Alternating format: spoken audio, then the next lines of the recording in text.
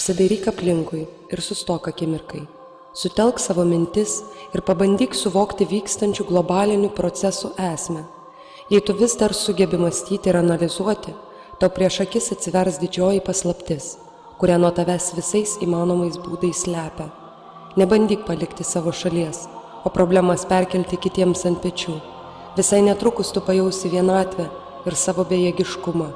Problemos suras tave bet kuriame planetos taške ir spręsti jas jau teks vienam.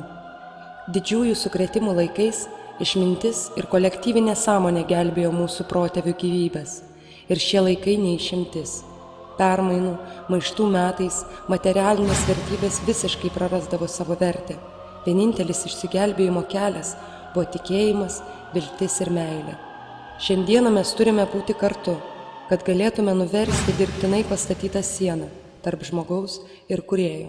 Kitaip...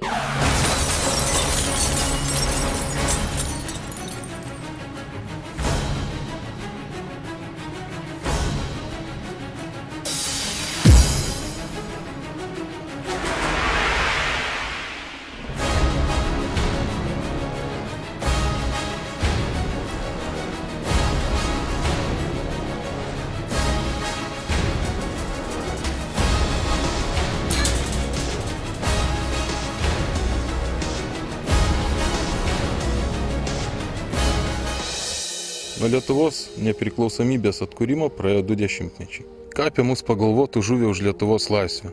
Ir ką jiems atsakytų valdančiojo elito, žinodama, kad stovim prie bedugnės slenksčių? Kartu išanalizuokim mūsų pasiekimus per šį nepriklausomos Lietuvos laikotarpį. Statistiniai duomenys apie Lietuvą gali išgąsdinti bet kurį sveikai mąstantį žmogų. Jau 10-metį mūsų tėvynė pirmauja savižudybių skaičiumi.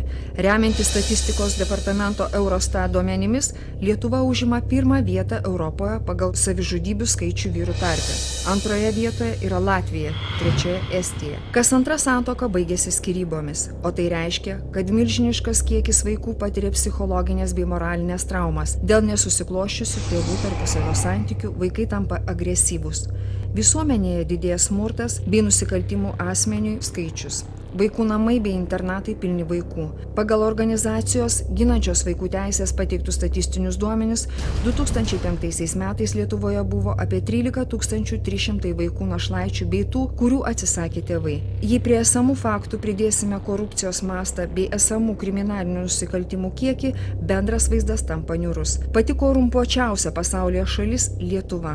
Tokia išvada padaryta iš Gallup Poll atlikto naujausio pasaulinės korupcijos reitingavimo, kuriuo buvo tyriama padėtis 101 šalyje. Vadovaujantis šiais duomenimis, Latvija užima gąsdinančią 88 vietą ir jie dalinasi kartu su Moldavija. Tuo tarpu Estija gerokai aplenkė savo kaimyninės Baltijos šalis, užimdama sąlyginai palankę 37 vietą. Lietuvos statistikos departamento duomenimis 2005 metais nuo 8 iki 9 tūkstančių iš esamų 3 300 000 Lietuvos piliečių atlikinėjo bausmę kalėjime. Švedijoje turinčioje 9 milijonus gyventojų bausmę įkalinimo įstaigose atlieka apie 4500 piliečių. Skaičiai verčia susimastyti. Žmonės lengvai atsisveikina su savo gyvybe dėl įvairių rimtų ir nerimtų priežasčių. Jei šalyje gyvybė prarado bet kokią kainą ir žmonės nebeturi noro gyventi, tai yra akivaizdus ženklas, jog šalyje yra rimtos bėdos, kurios turi būti išaiškintos ir išspręstos. Nesibaigiantis politiniai skandalai, pastovios išorės priešų paieškos bei diegiamas visuomenės skaldymo modelis sunaikino pasitikėjimą valdžia ir beveik visomis valstybinėmis struktūromis. Korupcijos lygis pasiekė neįtikėtinus mastus, jie persismelkusios visos visuomenės sritys.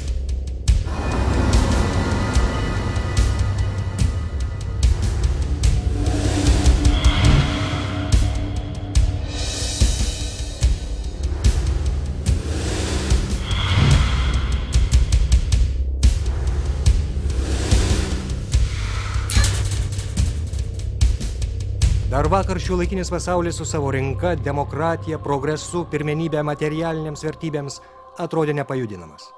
Atrodė tai yra savaime suprantama, po nakties ateis diena, žiemą pakeis vasarą, ekonominis nuosmukis peraugs į naują pakilimą, o periodiškai atsirandančios problemos kaip nors išsispręs pačios. Bet štai įprastas pasaulis susvyravo. Netgi didžiausi storaodžiai pradeda suprasti, Prasidėjo kažkas per daug neramaus, per daug grandioziško. Baisu. Vykstančių įvykių analizė rodo, šiuolaikinis pasaulis išeina į nebūtį. Tai ne individualybių kaita ir netgi ne epochų kaita. Įprasto pasaulio daugiau nebus, kaip nebebus daugiau šiltnaminių tropikų ir dinozaurų. Artėja įvykiai, kuriuos galima prilyginti pasauliniam tvanui ar ledynmečiui.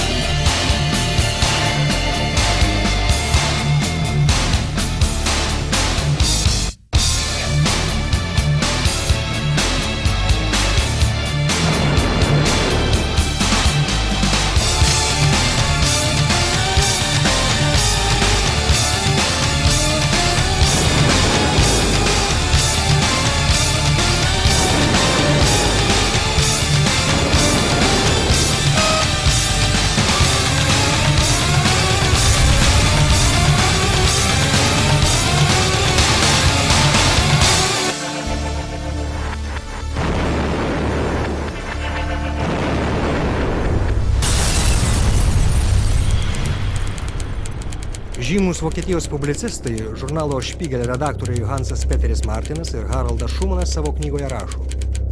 Prognozuojama, kad šio šimtmečio pasaulio ekonomikos funkcionavimui užtikrinti pakaks 20% gyventojų. Daugiau darbo jėgos reikalingos pirmo būtinumo prekiams pagaminti ir brangioms paslaugoms, kurias galėtų sau leisti pasaulinė bendrija, pirkti nereikės. Šie 20% aktyviai dalyvaus visuomenės gyvenime, uždirbs ir vartos. Prie jų galima pridėti maždaug dar 1% tų, kurie, pavyzdžiui, paveldės didelius pinigus. Likę 80%, kurie nebus reikalingi, turės milžiniškų problemų.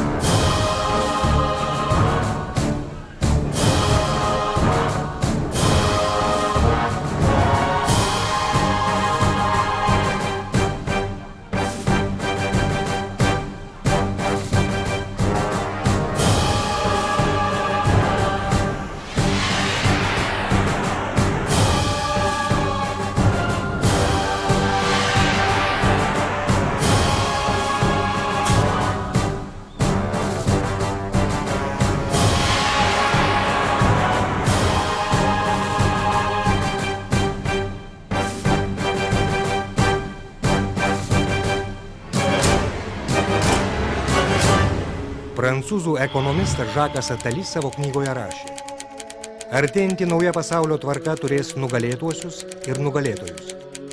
Nugalėtojų skaičius, žinoma, ženkliai viršys nugalėtojų skaičių. Jie bus uždaryti aptvare, dus nuo užnuodytos atmosferos, o į juos niekas nekreips dėmesio dėl paprasčiausio abejingumo. Visos 20-ojo amžiaus baisybės, lyginant su šiuo vaizdu, nublanks. Knyga Tūkstantmetis, nugalėtojai ir nugalėtieji artėjančioje pasaulio tvarkoje. 1990 metai. Na, mūsų tarpe tikriausiai yra žmonių, kurie vis dar naiviai tiki, kad toj pat čia prasidės ekonomikos augimas ir greitų laikų mes gyvensime kaip tais pigių kreditų laikais. Bet taip galvoti gali tik labai naivūs žmonės. Žymiausi JAV ir Europos finansų analitikai yra šiaip labai susirūpinę dabartinę ekonomikos padėtim pasaulyje. Ir jie prognozuoja gan tokius tragiškus vystymosi scenarijus. Ar gali ekonomika sugrįžti į savo vietą? Ar išauš vėl laimingos dienos ir ar gali vėl pas mus sugrįžti augimas, kai masiškai netenkame darbo? Kiek derinasi tarpusavyje žodžiai bedarbystė ir atkūrimas? Mes įžengėme į pačią didžiausią depresiją. Nebus darbo vietų augimo. Bedarbystė toliau didės. Tuo pat metu kartu didės nusikaltimų skaičius, skurdas, žmonių grobimai, turint tikslą gauti išpirką. Ir kuo daugiau dalykų taps nekontroliuojamais, tuo sunkiau bus federaliniai valdžiai imtis priemonių tuos dalykus sukontroliuoti. Valdžia žymiai svarbesnė jiems nei pinigai. Pinigai tik priemonė, valdžia galutinis tikslas. Pagrindinis elito tikslas yra sunaikinti nacionalinį suverenitetą ir asmeninę nepriklausomybę. Siekdami sustiprinti savo valdžią, banksteriai sukūrė dirbtinius skolų burbulus, kurių matematiškai neįmanoma likviduoti. Wall Streeto bendrininkai – nusikaltėliai. Jei jūs paliekate banko saugyklą atvirą, tai ilgai laukti nereikės, kol viskas ištuštės. Valdžios užduotis – palaikyti saugyklą uždarytą ir įsitikinti, kad labai nedaug žmonių turi jos raktus.